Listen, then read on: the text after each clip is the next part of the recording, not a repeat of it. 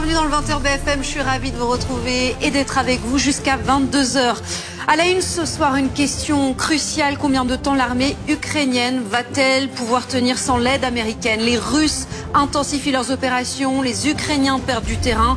Au moins 11 morts ces dernières heures dans des raids qui ont eu lieu dans l'est du pays. Que peuvent changer aussi ces évolutions militaires sur le plan diplomatique? On va en parler longuement ce soir. Pour Zelensky, tout cela est en tout cas la preuve que Vladimir Poutine ne veut pas la paix.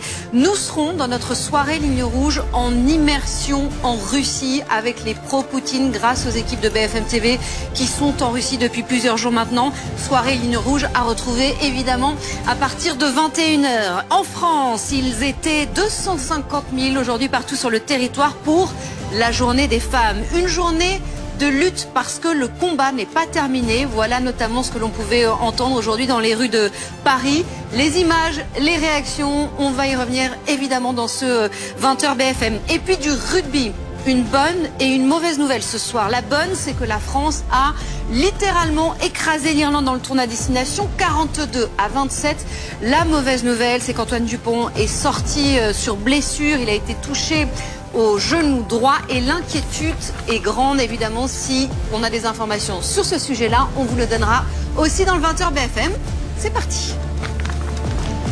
On va faire un point donc sur la situation militaire sur le terrain. Guillaume, où est-ce que cette armée russe enregistre exactement des avancées? En fait, elle a bombardé intensément sur les étoiles qu'on voit ici. Il y a clairement un lien entre ce gel du renseignement américain et ces avancées que vous nous décrivez. Du coup, quel est exactement l'état des forces en présence, le rapport de force en ce moment sur le terrain? En fait, jusqu'ici, le front était quasiment... Du sport, le 15 de France qui a fait exploser l'Irlande et prend les commandes du tournoi des 6 nations.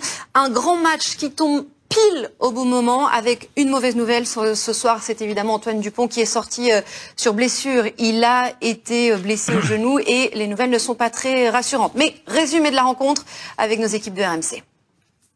Au gigantesque tour du quartier d'affaires de Moscou, en passant par les campagnes reculées du pays, immersion donc avec les partisans de Poutine. C'est un long format signé Jérémy Normand, Étienne Grelet et Alexandre Funel.